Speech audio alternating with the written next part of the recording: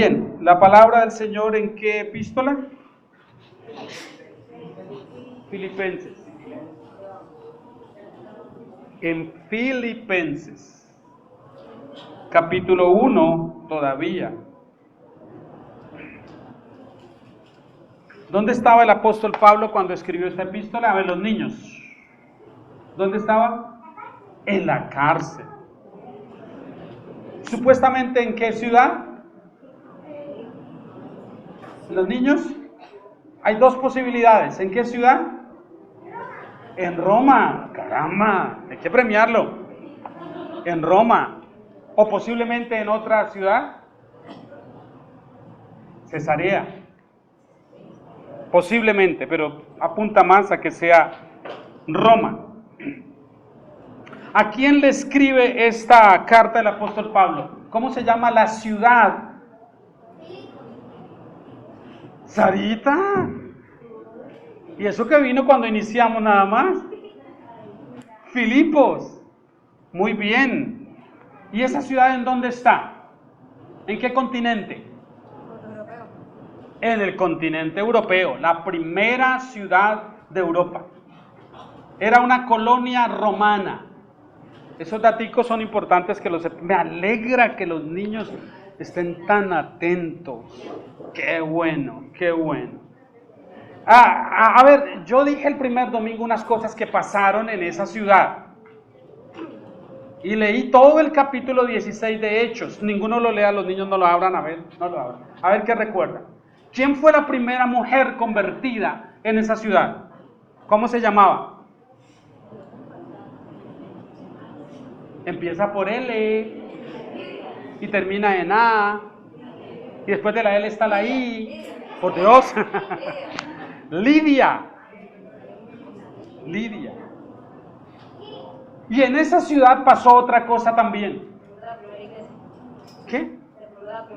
Se fundó la primera iglesia, pero pasó algo más en esa ciudad. Cuando Pablo salió a compartir el evangelio, algo sucedió. Después de la conversión de Lidia pasó algo. Había una mujer, una joven, que constantemente venía detrás de Pablo y de Silas, venía diciendo: estos son hijos del Dios Altísimo que nos predican la verdad. Pero ¿qué era esa muchacha en realidad? ¿Qué tenía? Un espíritu de adivinación, estaba poseída por un espíritu de adivinación. Y habían unos hombres que se lucraban de eso. Y el apóstol Pablo permitió que unos días ella estuviera ahí alrededor diciendo eso, pero ya un momento estuvo como cansado y dijo: ya está bueno, esto no es propaganda a favor nuestro, está atormentada, déjala libre, y la liberó en el nombre del Señor. Y por supuesto eso trajo persecución para Pablo y Silas en esa ciudad. Y esa persecución, en donde los azotaron duramente, terminó con que Pablo y Silas fueron a dar a la cárcel. Eso todo lo dice Hechos 16. Y estando en la cárcel, no en cualquier cárcel, una cárcel romana de esa época, en una de las colonias romanas, no era la mejor cárcel. Y el texto de Hechos 16:24 dice que el carcelero lo puso en la celda de más adentro. ¿Sabe lo que quiere decir eso? La de más adentro. La que estaba más atrás, más escondida, porque era de alta seguridad y la que tenía peores condiciones de vida. Y el texto en 16:24 dice que incluso los metió allá y los aseguró con un cepo para que no se movieran. Los puso allá los dos. Y en la noche, ¿quién recuerda qué pasó? Sí, pero ¿qué sucedió? Hubo un terremoto. 3, este muchacho ya lleva 3, caramba. Hubo un terremoto. Y en ese terremoto, la cárcel se movió tanto que las celdas se abrieron. Y entonces el carcelero tuvo mucho miedo. ¿Y qué iba a hacer el carcelero? Se iba a matar. Sarita, 2. Caramba. Se iba a matar. Y cuando Pablo lo vio, le dijo: no temas hacerte daño. Todos estamos aquí, ninguno nos hemos fugado. Y el hombre no podía creerlo. Entonces dijo el carcelero: esto es increíble, ¿qué debo hacer yo para ser salvo? Y el apóstol Pablo, la gran declaración: cree en el Señor Jesucristo y serás salvo tú y tu casa. Pablo no la pasó muy bien en Filipos. Y años después de fundada la iglesia, él siempre estuvo atento de lo que pasaba en esta iglesia. Pero la iglesia también siempre estuvo atenta de lo que pasaba con Pablo. Por un momento, parece que un tiempo, le perdieron el rastro sin saber qué sucedía con él. Pero cuando se enteraron que estaba en una cárcel, con un hermano llamado, ¿cómo era que se llamaba? El domingo pasado lo dije. Se llamaba Afrodito, pero le decían Epafrodito. Epafrodito. Con Epafrodito, los hermanos de Filipos mandaron unos presentes al apóstol Pablo para sus cosas, para lo que él requiriera en la cárcel. Y Pablo estaba muy contento de la atención que esta iglesia había tenido, pero más estaba contento porque había llegado alguien que él conocía, que era un discípulo suyo, era Epafrodito. Él estaba muy contento de verlo, a pesar de que Epafrodito había estado enfermo un tiempo y los hermanos estaban tristes por él sin saber qué iba a pasar. Ahora Pablo lo ve en la cárcel y se conforta mucho al saber que el muchacho ya estaba bien y que era el mensajero entre la iglesia y él. Y es posible, es lo que se cree, que Epafrodito era uno de los hombres que sacaba algunas notas de las que Pablo iba escribiendo acá, porque no tenían la libertad. Nos preguntamos cómo llegaron estas cartas si él estaba en una prisión. ¿Cómo pudieron ser conocidas? Este parecía ser el recurso. Epafrodito era uno de los que venía de cuando en cuando y llevaba algunas de las notas que ya Pablo adelantaba para luego leerle a la iglesia en Filipos lo que Pablo les mandaba decir. Por supuesto, eso tenía que ser algo muy enternecedor. Un hombre entregado a la obra del Señor, que había fundado esa iglesia y que ahora está en una mala condición, pasándola muy mal. ¿Usted se imagina lo que pensarían los hermanos de Filipos si viviéramos en una época como la de hoy, en donde un hombre de Dios cae en una desgracia como esa e inmediatamente comienzan los cuestionamientos? ¿Por qué será que está en la cárcel? ¿Y qué sería lo que hizo? ¿A quién haría mal? ¿Tomaría dinero de las ofrendas y cometería algo grave y por eso está por allí en la cárcel? Todos sabían que esa no era la razón. Pablo estaba en la cárcel por la causa de Cristo y solo por eso. Y por eso es que cuando él escribe lo hace en ese tono de un padre que cuida a los suyos. Y recuerdo que avanzamos hasta el versículo 6, que nos dijo unas cosas interesantes Pablo, no solo a la iglesia en Filipos, sino a nosotros también. Él les dijo esto: estoy convencido, estoy seguro. La palabra que usa es persuadido. Se me ha persuadido, la gracia de Dios me ha persuadido a mí de esto. El que comenzó, ¿y quién fue ese? Él está pensando en Dios. Dios comenzó en ustedes la buena obra, pero lo primero que dice es que el que comenzó esa obra no fui yo, dice Pablo, no fue Lidia diciendo, ay, sí, yo quiero saber más de Dios, no fue ella. El que comenzó la buena obra fue Dios. Fue Dios el que inquietó a Pablo a que fuese a Filipos. Eso está también registrado en Hechos. Fue Dios el que lo hizo. Y Pablo dice, el que comenzó en ustedes la buena obra, él fue el que la comenzó. Y dice una cosa de la obra. La obra que él comenzó en ustedes, la obra de regeneración, la obra de salvación, la obra de santificación, es una buena obra. Aunque tiene malos momentos, aunque hay malos pasajes, en la transición de la regeneración a la santificación, vivimos toda clase de cosas. Es un error creer que cuando una persona conoce a Cristo o es conocida por Cristo, y el Señor lo trae y lo regenera, allí acabaron todos los problemas. Ya no tiene por qué haber enfermedades, ni escasez, ni ningún problema con nadie, porque ahora él es un cristiano. No hay en la Biblia un solo versículo que garantice tal cosa. Al contrario, Jesús subrayó esto: en el mundo ustedes tendrán aflicción. Es decir, con eso ustedes van a lidiar de manera constante. Yo no prometo librarles de la aflicción. No prometo evitar que pasen por la aflicción, pero lo que sí prometo es que voy a estar con ustedes. Y alguien pensará, ¿y de qué me sirve eso? ¿Sabe de qué le sirve? Es de lo que sirve atravesar un caudaloso río cuando usted no sabe nadar, pero hay alguien que le dice, yo sí sé nadar, usted pasará sobre mí. Entonces sí hay diferencia, ¿verdad? Sí hay diferencia. Porque ¿de qué me sirve que Abiud me diga que va a pasar conmigo? Pero es que Abiud es el que sabe nadar, yo no. Y él está ofreciendo sus hombros para cargarme a mí. Entonces sí hay diferencia. Eso es lo que hace el Señor. Cuando dice, en el mundo tendrán aflicción, pero confíen, yo he vencido al mundo. El mundo no va a poder contra ustedes.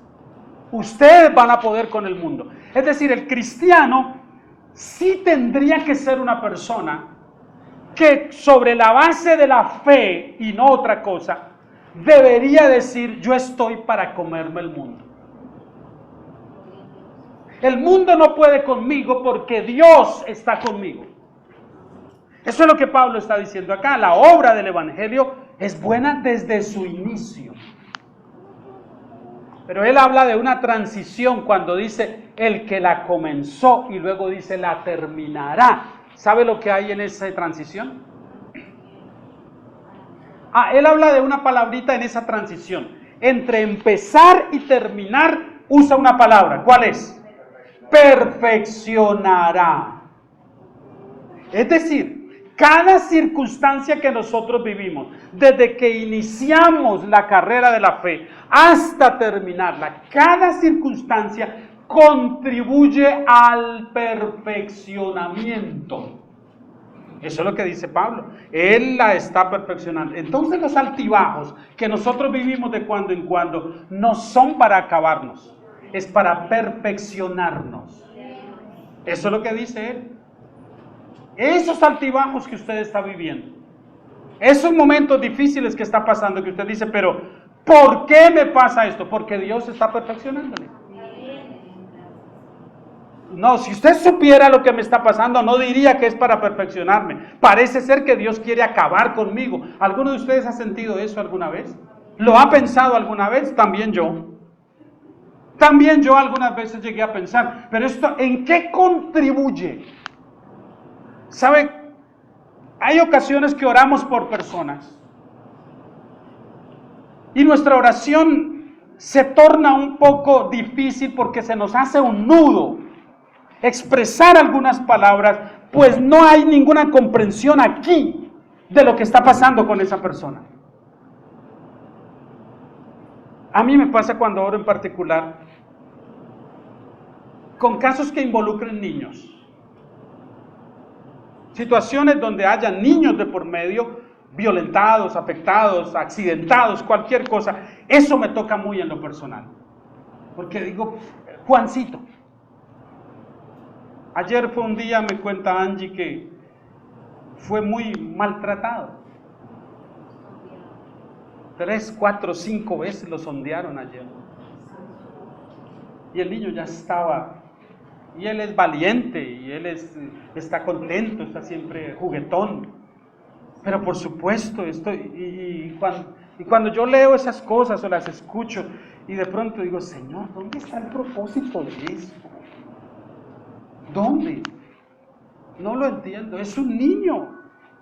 Y esas cosas nos resultan muy difíciles. Cuando oramos por la hermana Carmen de Forero, la madre de nuestro hermano John, y sabemos el deterioro que ella lleva día a día, y el deterioro diario es dolor diario más intenso, más insoportable. Y uno dice, pero Señor, ¿cuál es el propósito en esto? ¿Verdad? Se le hace a uno difícil expresarlo. Y no nos queda otra cosa que creer firmemente que aunque el propósito no nos sea revelado, hay un propósito. Que hay situaciones que usted vive que no se resuelven, que parece que se quedó usted empantanado ahí y eso no se resuelve. Está pasando algo así y usted dice, pero esto se quedó aquí, no hay. Es la situación que vemos en Venezuela.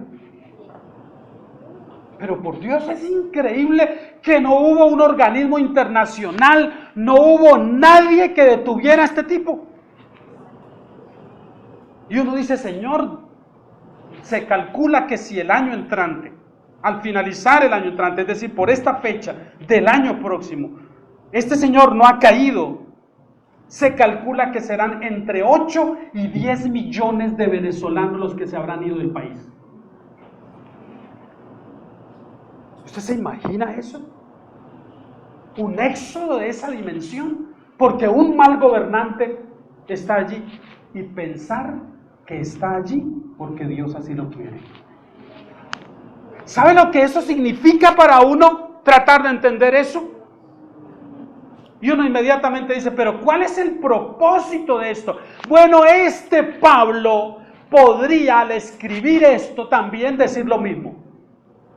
Pero ¿cuál es el propósito, Dios, de que yo esté en esta cárcel? A más golpeado, maltratado, hasta decir no más. En estas condiciones paupérrimas, sintiéndose hasta olvidado ya. Y Pablo podría pensar, pero ¿por qué tengo que estar aquí? Pablo ignoró una cosa que usted y yo sí sabemos. Desde que él inició el ministerio, y no se lo voy a decir nada más, se lo voy a leer. Vaya a Hechos, por favor, capítulo 9, un momentito. Porque esta fue la palabra profética con la que Dios inauguró el ministerio del apóstol Pablo, después de convertido en el capítulo 9 de Hechos, versículo 14. El Señor le está hablando, versículo 15, le está hablando a un anciano de la iglesia de Damasco, un convertido en Damasco, y le está diciendo que reciba a Pablo, y el hombre se muestra un poco renuente a recibirlo. Pero el Señor le dice a Ananías, así se llama el anciano, le dice esta palabra. ¿Está conmigo en 9? Para que vea, desde el 12 en realidad. Y ha visto, es decir, está refiriéndose a Ananías, y ha visto en visión a un varón llamado Ananías, el apóstol Pablo lo había visto, que entra y le pone las manos encima para que recobre la vista. Entonces Ananías respondió, Señor, he oído de muchos acerca de este hombre, cuántos males ha hecho a tus santos en Jerusalén. Y aún aquí tiene autoridad de los principales sacerdotes para prender a todos los que invocan tu nombre. El Señor le dijo a Ananías, ve, porque instrumento escogido me es este, para llevar en presencia de los gentiles y de reyes y de los hijos de Israel. Esa parte es muy linda, ¿no? Y de hecho, si Ananías le hubiese dicho esa sola parte profética, esa palabra profética a Pablo, Pablo hubiese estado, soy misionero a las naciones, voy a hablar a reyes, voy a estar en palacios, como un loquito que anda por ahí con un bastón, diciendo que es el encargado del presidente, el misionero y el evangelista de los presidentes, y les profetiza a todos cosas y con ninguno cumple. Con el último que falló fue con el joven candidato a la alcaldía de Bogotá, a quien públicamente le profetizó que era un joven de rostro tan hermoso, que Dios estaba sorprendido por eso y que lo iba a poner de alcalde, y no quedó de alcalde. Por supuesto, yo ya le hice el reclamo por YouTube a ese charlatán, diciéndole, ¿qué pasó con esa profecía, Señor? ¿Y el bastoncito? Anda repartiendo un bastón para todos lados, ungiendo personas. Aquí a Cúcuta vino una ocasión y yo estuve ahí presente en ese lugar, como le entregaba el bastón a la exalcaldesa, que luego salió más corrupta que nada. Y estamos en cosas como estas. Y puede ser que Ananías escucha esto, y si Pablo hubiese oído solo la primera parte de la profecía, Pablo hubiese dicho, qué maravilla. Tendría que ser así porque yo soy un hombre preparado para esto, así que Dios me está llamando para predicarle a reyes. Posiblemente voy a ir hasta el mismo pretorio romano y voy a estar frente al César predicándole el evangelio, porque ese es mi destino glorioso como apóstol de Jesucristo. Pero eso no fue lo único que Dios le dijo a Ananías. Entre otras cosas, Ananías no le dijo a Pablo esto. Ananías se lo reservó para él. Porque la segunda parte de la palabra profética, mire lo que le dice. Y yo le mostraré, porque yo le mostraré cuánto le es necesario. ¿Usted empezaría el ministerio si sabe eso? Hermano Richard, es que hoy el Señor me ha mostrado que Él te llama al ministerio. Y esto es lo que tiene para ti, hermano Richard. Y al final una linda palabra muy bonita como la que nos lanzaron un día por allá en un lugar a nosotros. Y vas a ir por las naciones y al final de tus días vas a terminar siendo golpeado, maltratado y azotado por allá en un reino llamado Arabia Saudita. En realidad te van a despedazar. ¿Cómo cree que quedaría la cara de Richard después de esa palabra profética? ¿Seguro, Señor, que has hablado tú o es que el pastor nada más está...? Porque cuando es una palabra que contenga algo negativo, entonces nos damos a la tarea, Señor, eres tú el que habla. Pero cuando es algo bonito no tenemos duda. Gracias, Señor, tú hablaste, dijiste. Y nos casamos con eso. Ananías fue tan sabio que se reservó esto para sí, no se lo dijo a Pablo. Pero cuando usted comienza a leer la vida del apóstol Pablo, usted se da cuenta que ese hombre padeció por la causa de Cristo. Tanto que a los hermanos de Galacia, de las iglesias de Galacia, son varias iglesias, les escribe una epístola, la epístola a los Gálatas, y hay un momento en que les dice, mire, hay tanta gente que quiere estorbar el ministerio que Dios me dio, pero que nadie me cause estorbo, porque yo llevo en mi cuerpo las marcas del Señor Jesús. Es decir, Pablo podía quitarse su manto y mostrar las huellas que le habían dejado los latigazos, los azotes, el empedreamiento que le hicieron en Listra, donde creyeron que lo habían matado. Pablo podía mostrar todo eso y decir, esto me ha costado a mí, porque eso fue lo que Dios prometió para él. Usted iniciaría el ministerio escuchando una palabra como esa. ¿Quién no va a querer ministerio hoy cuando todo lo que le dicen son cosas buenas? Dios te va a mandar a las naciones y te va a prosperar y vas a tener y vas a esto y vas a lo otro y vas a aquello. Y todos quieren ir a las naciones de misioneros. Pero usted no sabe lo que eso implica. Eso no sabe lo que implica. Y así que Pablo dice, ese Dios que comenzó la buena obra me tiene aquí, en esta cárcel. Pero estar aquí es parte del proceso que en mí tampoco él ha terminado. Pablo no está en la cárcel diciendo, mírenme cómo Dios ya acabó conmigo acá. No, él dice, aquí estoy y parece que es circunstancialmente, pero luego esto va a cambiar, o a lo mejor no cambie, pero esto es parte de la tarea de perfeccionamiento que Dios está haciendo en mí. Cuando yo leo algunos escritos de Pablo que tienen que ver con lugares desde la cárcel como Timoteo también, Filipenses inclusive, a mi mente vienen hombres que han tenido que pagar un alto precio por la causa del Señor. En época de la cortina de hierro, cuando la Unión Soviética y esto, había un hombre cuya vida es muy interesante leer, murió hace muy pocos años y escribió mucho, de hecho ganó el premio Nobel de literatura,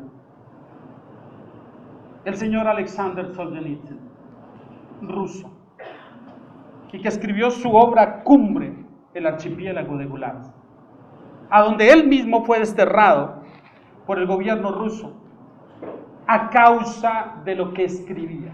Pero este hombre tenía raíces cristianas. Y en el archipiélago de Gulag, donde lo tenían haciendo trabajos forzosos en la zona más fría de Rusia, a donde llevaban a todos los que se oponían al gobierno, y él uno de esos, un intelectual de esos, lo llevaron allí y estuvo en trabajos forzados por muchos años.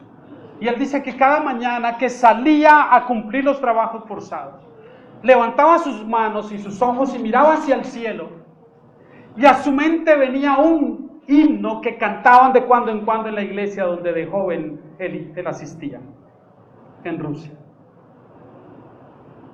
Y era cuán grande es él. Dice que él se deleitaba mirando al cielo, entonando las melodías de esta canción. Señor mi Dios, al contemplar los cielos, y él cantaba esto y dice, de pronto cuanto más cantaba, más fuerte se sentía y con más gana iba a enfrentar su tortura. Él no murió en el archipiélago de Gulag.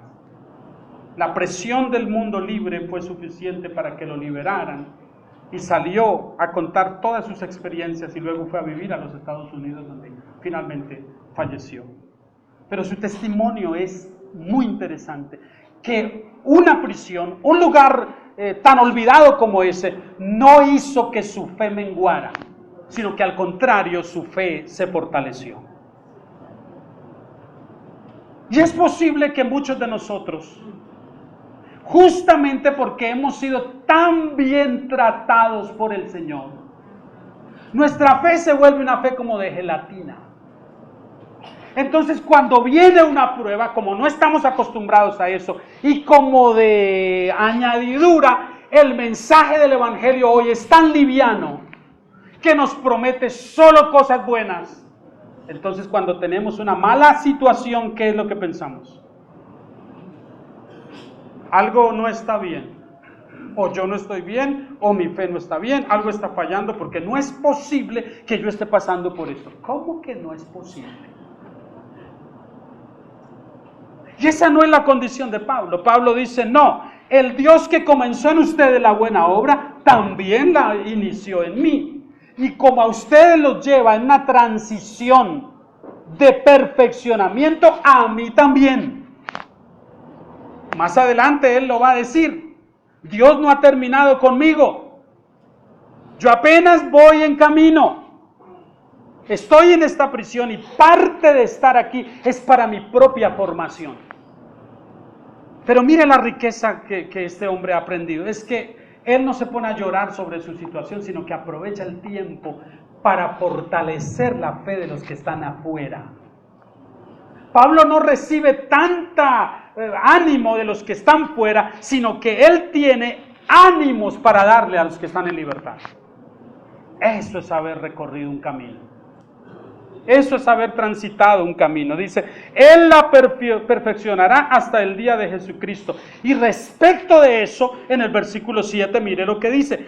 Como me es justo sentir esto de todos vosotros. Él está diciendo, es justo que yo sienta esto que acabo de decirles, que Dios ha comenzado en ustedes una buena obra. Es justo sentir esto. ¿Por qué? Por cuanto os tengo en el corazón y en mis prisiones y en la defensa y confirmación del Evangelio, todos vosotros sois participantes conmigo de la gracia. Y esto es bonito porque él está identificándose con aquellos con quienes hay un nexo gracias a lo que Cristo hizo. Él dice, yo puedo identificarme con ustedes y pido que ustedes se identifiquen conmigo también, porque yo les llevo en mi corazón. Habla de las entrañas, de lo que está más adentro. Dice, mi amor es un amor que surge hacia ustedes desde lo más profundo. En prisión no hay resentimiento, no hay una queja.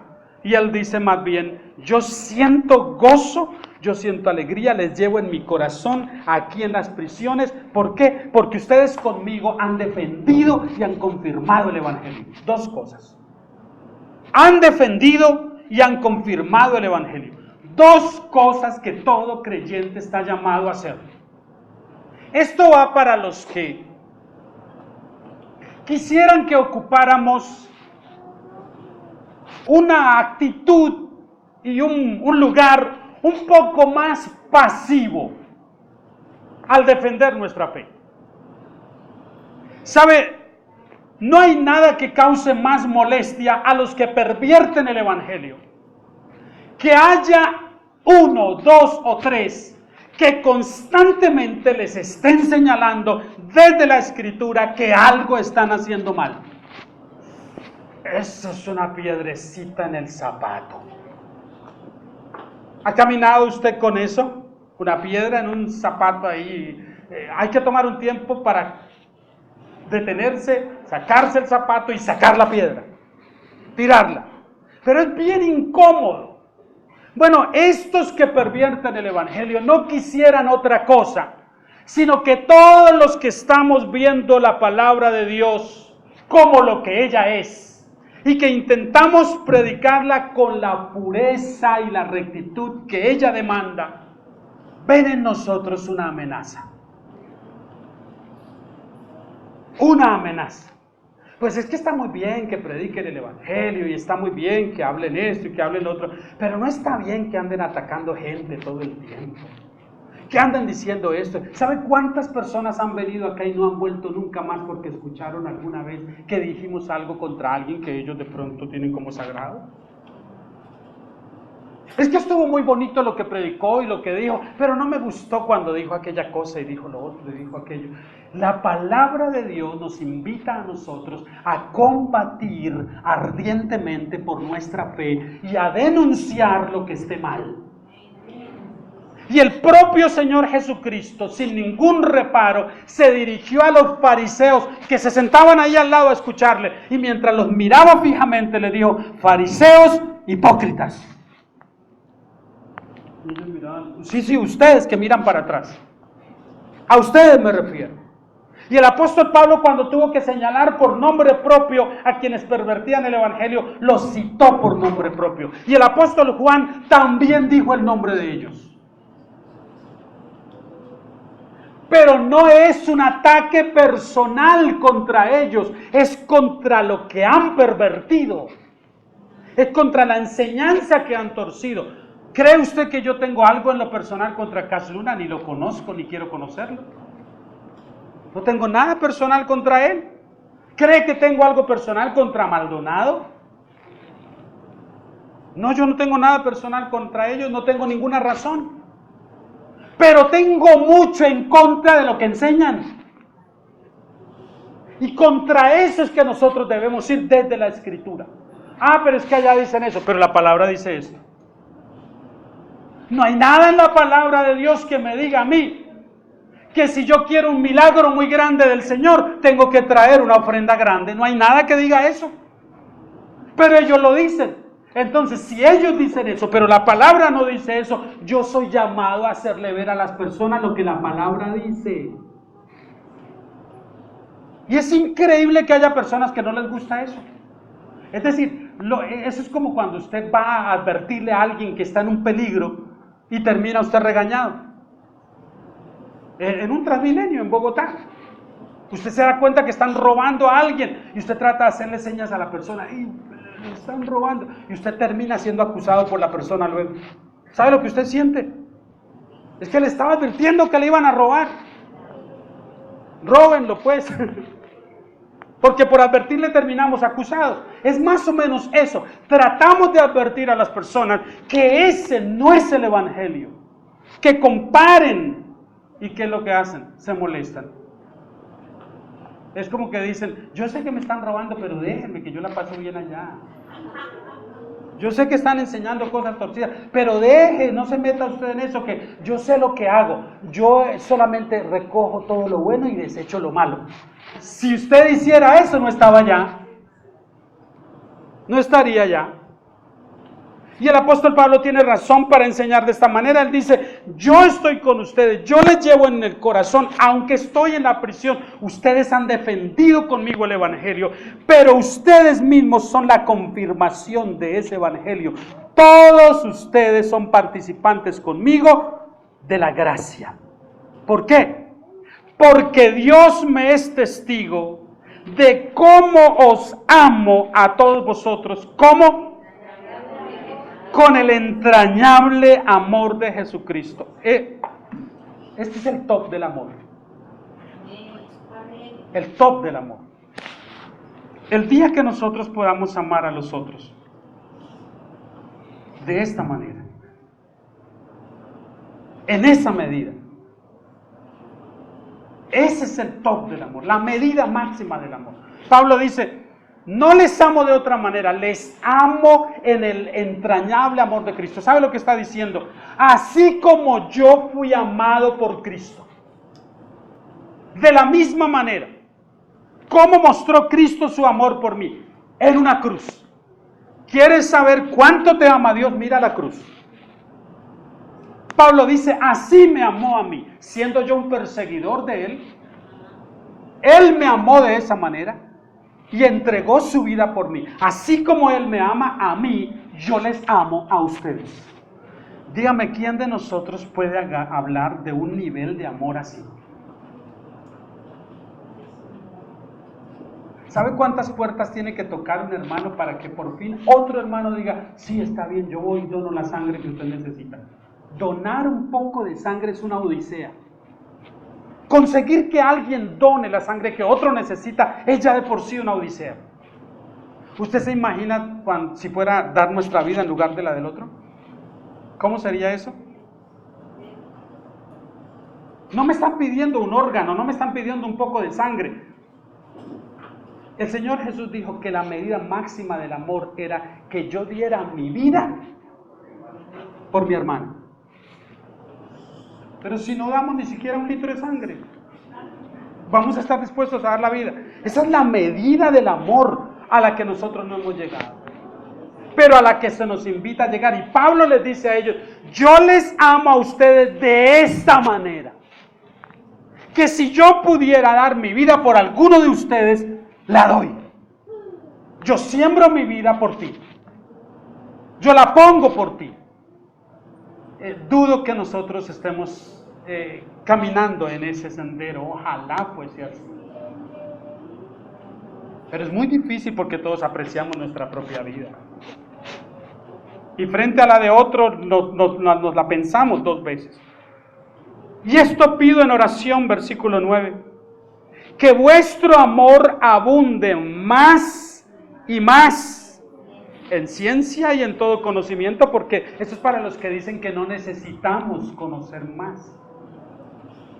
No necesitamos conocer nada. Eso es puramente orar y el Señor da todo. Deje que el Señor le revele, hermano. Deje que el Señor le revele. El Señor no va a revelar nada que ya Él reveló una vez. Todo lo que Dios quería revelar ya nos lo reveló en la Escritura, ya está aquí. Así que cuando alguien viene a decirnos que hay una revelación para nosotros y no está en la Biblia, no me la cuente, que no me interesa. No me interesa. No, pero es que me reveló algo. Dios ya no pudo revelarte nada, porque eso quiere decir que la Biblia no había sido cerrada entonces y a Dios se le olvidó algo que te iba a dar a ti para esta época. Y tenemos que incluirlo ahí. Al final de terminar el capítulo 22 de Apocalipsis tendríamos que hacer una nota PD, postdata, a la hermana fulanita tal día Dios le reveló. Inclúyalo en todas las Biblias de aquí en adelante. Eso va a quedar posiblemente en la Biblia del Papa, la que está haciendo nueva, pero en la nuestra no. No hay nada que Dios revele. Dios ilumina la palabra que ya fue revelada. Y es todo lo que nosotros necesitamos saber. Y nada más. Pablo les está diciendo eso, que Dios les permita llegar a ustedes a un nivel de conocimiento de Él, conocimiento de Dios. ¿Y dónde está el conocimiento de Dios condensado y contenido para nosotros? En la palabra escrita, no está en otra parte. Pero que abunde eso. Esto, Pablo, mire lo que él dice, yo pido esto en oración, constantemente. Si usted quiere encontrar otra razón por la cual orar, esta es una. Esta es una. A veces cuando nos reunimos los jueves, que no sabemos algunos no saben por qué orar. Es que ya oraron 5 o 10 minutos y ya no saben por qué más orar. Y cuando usted ya tiene un tiempo de estar habituado a la oración, usted pasa una hora, hora y media y dice, ¿y en qué momento pasó hora y media? Porque había más cosas por las cuales orar. Y una de las cosas que oramos es esto también, que el Señor nos dé conocimiento de Él, que está en su palabra, pero que nos permita acceder a ese conocimiento siguiendo las normas correctas para no equivocarnos. ¿Para qué era necesario este conocimiento? Versículo 10, léalo usted mismo.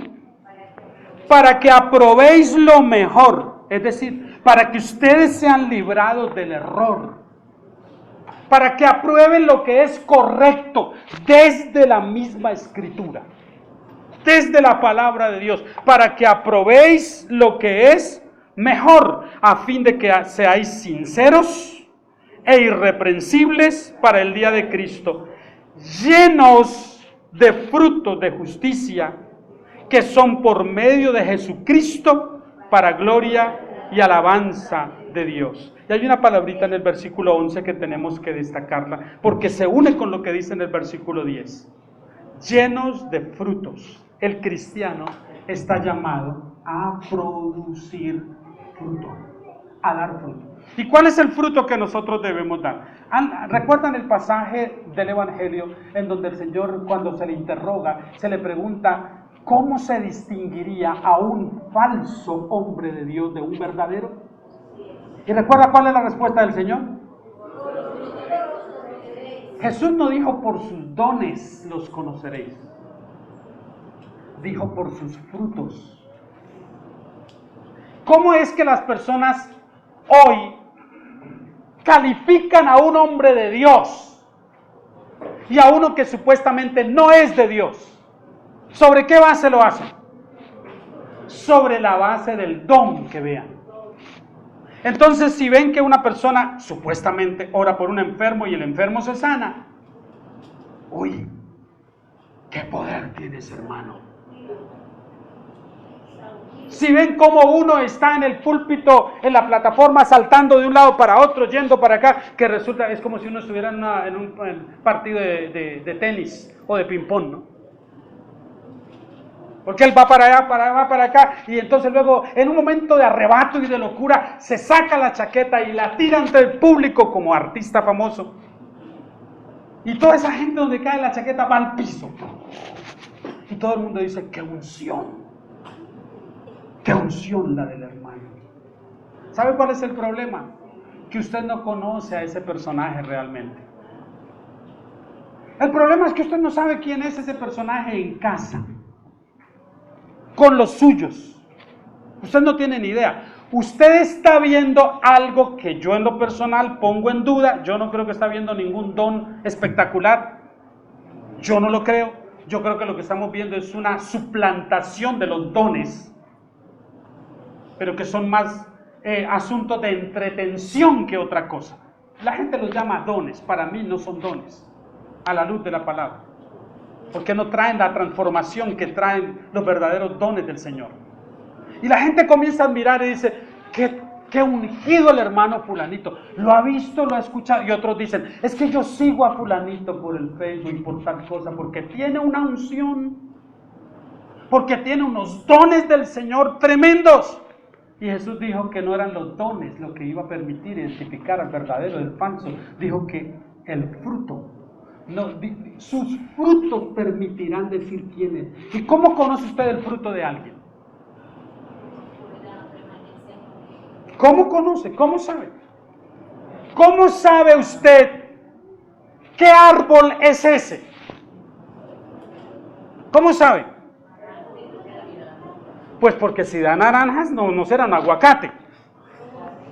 Tiene que ser un naranjo porque da naranjas. ¿Sí o no? Por el fruto sabe usted cuál es el árbol. Por el fruto. Puede aparentar que es tal cosa, pero no hay manera hasta que no se vea el fruto. Si bota mangos, eso no puede ser otra cosa que un mango. No puede ser, no tiene lógica. Ahora, ¿sabe qué es la cosa? Que el fruto es algo que no lo vemos, sino en la convivencia cercana con el otro. Ahí es donde se ve el fruto. Por eso es que Pablo dice, frutos, que se vean los frutos. Y por eso fue que el Señor dijo, por sus frutos los conoceré y no por sus dones. ¿Y cómo conoce usted el fruto de alguien? ¿Sabe cuál es el fruto? Gálatas 5, 19 al 22 nos habla del fruto del Espíritu Santo. ¿Sabe dónde se expresa ese fruto? En mi carácter. En mi carácter. Pero cuando estoy predicando, el carácter no aflora. Aflora el don. Entonces las personas dicen, ¿qué don de palabras que tienes, hermano? ¿Qué don de esto? ¿Qué don de aquello? Tanto que ya le dicen don. Don fulanito, don sutanito, porque tiene mucho don. Don Néstor. Pero ninguno de ustedes conoce el fruto real que yo produzco. Lo he dicho en otras ocasiones. ¿Quién lo conoce? ¿Mejor que nadie? Aquí está al lado. Mejor no la pongan a hablar porque ella conoce el fruto. Ella sabe lo impaciente que puedo ser. Fruto. Eso es fruto, carácter. Mas el fruto del Espíritu Santo es, Gálatas 5 lo dice, amor. ¿Qué más? Gozo, paz, paciencia, benignidad, bondad, fe, mansedumbre, templanza, dominio propio. Eso es fruto. Y eso se expresa es en mi carácter. Entonces, cuando usted juzga a alguien por lo que lo ve allá en el púlpito, usted está haciendo un juicio erróneo, a priori. ¡Qué tremendo, hermano! ¿Se dio cuenta cuando dijo tal cosa y levantó la mano así todos se fueron al piso? ¡Y qué unción! Usted no sabe que eso sea unción ni que nada. A ese mismo hombre, siéntelo en la casa por un tiempito bajo alguna presión. ¿Sabe cuándo sale a colación mi fruto? Cuando estoy bajo tensión.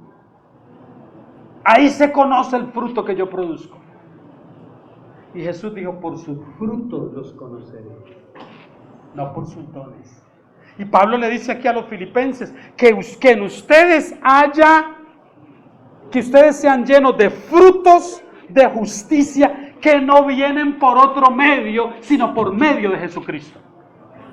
Nadie más los trae. Es decir, el fruto del Espíritu Santo no puede ser producido de otra manera, sino como un asunto de mi relacionar con Dios cotidianamente. Eso no se transfiere. Vamos a tener un culto de transferencia del fruto del Espíritu Santo. ¿Cómo que qué es eso? Vamos a transferirle paciencia. No me pongan a mí a transferir eso, porque ya me da impaciencia. Vamos a transferir, no hay nada como eso, pero con tanta cosa que vemos por ahí, no dudo que ya lo estén haciendo.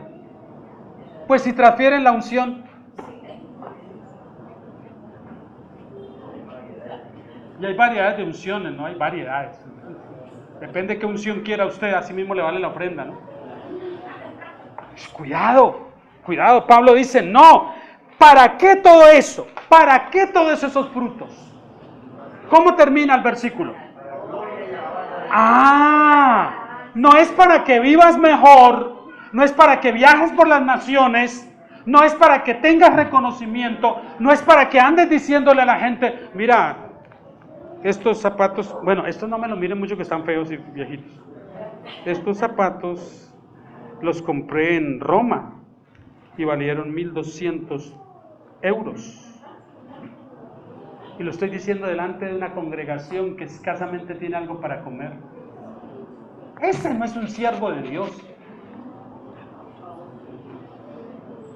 ¿Ven ustedes, hermanos, la camisa tipo cura que tengo hoy? ¿Saben que la compré en Milán? Bueno, Milán es una de las esquinas por allá en Cali. ¿Usted se imagina? Pamparroneando uno de eso. ¿Para qué? para que las personas lo vean a Él y comiencen a hablar de, ¿ha visto al hermano fulanito? ¿Sí lo ha oído? ¿Quién se lleva la gloria ahí? Ese mortal ególatra es el que se lleva toda la gloria y todo el reconocimiento. Pero aquí Pablo termina diciendo, todo esto para gloria y alabanza de Dios y nada más. Por todo lo que tú nos permites ser y lograr, tú seas glorificado, Señor. Solo tú. Solo tú. Ninguna gloria para mí. Ninguna. Toda para ti, Señor. Amén por eso. Y que si las personas ven algo bueno en mí, Pablo dice, si hay algo en mí digno de alabanza, si hay algo digno de imitar, que Dios sea glorificado por eso, imítenlo, pero que Él sea glorificado. No yo. No tengo ningún interés en eso. Toda vez que usted vea a un hombre de esos fantoches y fanfarrones hablando acerca de sus logros y las cosas que obtuvieron y cuánta fe tienen para esto y para lo otro, no le hagan caso. Está robando la gloria que es de Dios. Toda gloria es para Dios. Pablo les dice a ellos esto: todo lo que ustedes alcancen, todo lo que logren, llévenlo al Señor y glorifiquen al Señor por eso. Señor, esto es tuyo. Señor, esto es para ti. Solo para ti, nada más. Yo estoy de paso solamente. Nosotros somos administradores aún de los dones que el Señor nos da. Pero no son nuestros, son de Él. El día que el Señor... Hay un texto que citan erróneamente por ahí de Romanos 11:29. Porque irrevocables son los dones y el llamamiento de Dios. Entonces le dicen a uno... Es que cuando Dios te ha dado un don, no importa quién tú seas ni qué tú hagas, Dios no te lo quitará jamás. Y citan Romanos 11:29. Ahí no está hablando de dones del Espíritu Santo, para nada. Pablo está hablando del don del llamamiento de Israel como nación de Dios. De eso es que está hablando y nada más. No está diciendo que algún don que Dios da permanece en la vida de la persona a pesar de lo que sea que la persona viva. Y el don sigue como si nada. No es verdad. En cambio, lo contrario sí lo enseña la Escritura, y hay testimonios de eso, que hombres con tremendos dones del Señor fueron despojados de esto a causa de alguna circunstancia. Eso sí hay base. Que nadie ande diciendo una cosa como esa.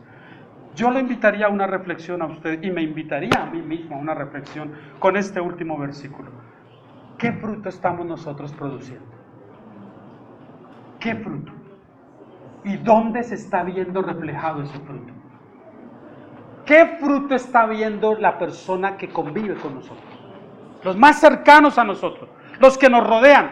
¿Qué es lo que ven cuando estamos bajo presión?